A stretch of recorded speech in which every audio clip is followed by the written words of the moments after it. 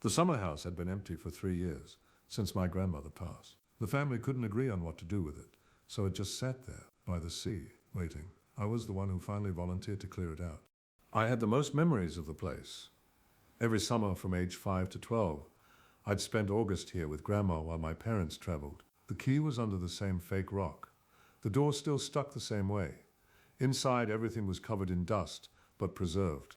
The same furniture, the same paintings, the same smell of salt and old wood. I walked through the rooms, cataloging what needed to go. Kitchen, living room, the bedroom where Grandma slept. Then I climbed the narrow stairs to the attic, to the room where I'd spent my summers. The attic was exactly as I remembered. Sloped ceiling, round window overlooking the beach, my old bed still there. And the door, the small door in the corner, painted the same blue as the sea. I'd spent hours in that room as a child, the one behind the blue door. It was my special place. I remember the toys, the window seat, the wallpaper with little boats. I called it the sea room. I called my mother that evening, asked her if she remembered the sea room, the small room behind the blue door in the attic. She was quiet for a long moment. There's no room behind that door, she said. That's just a closet, I argued. I had clear memories, vivid, specific memories.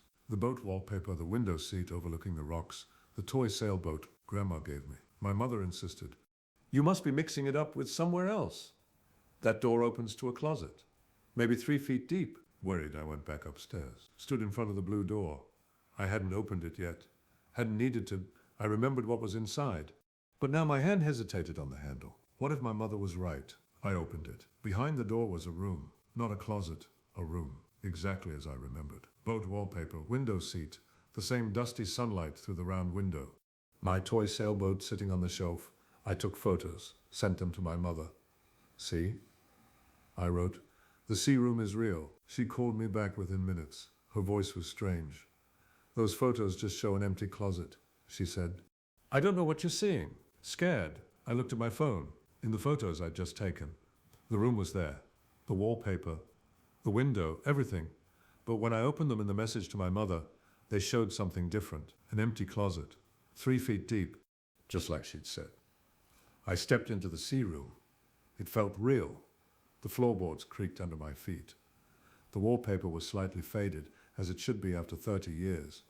I picked up the toy sailboat. It was solid, heavy. Here. On the window seat, I found a notebook. My notebook. I recognized my childhood handwriting on the cover. Emily's Summer Diary, 1991. I'd forgotten about this. But here it was, waiting for me. The entries were normal at first. Beach days, ice cream, playing in the tide pools. But in July, the tone changed. The girl came back to play today. She's nice, but she looks sad. She says she's been waiting a long time. The girl? I remembered her now suddenly violently. A playmate in the sea room. I'd thought she was another child staying nearby. But as I read more, I realized she never left the room. She couldn't leave the room. Grandma says I shouldn't play in the blue room anymore. I'd written. She says the girl isn't really a girl, but she seems like a girl to me.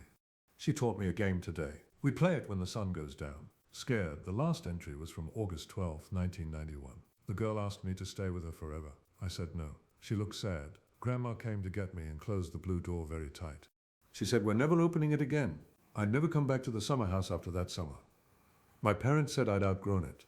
But now I wondered if my grandmother had told them something, had warned them, had sealed this room and sealed my memories along with it. That's when I heard it, behind me, a small voice, familiar after 30 years. "You came back," she said. "I knew you would. I've been waiting." I turned slowly.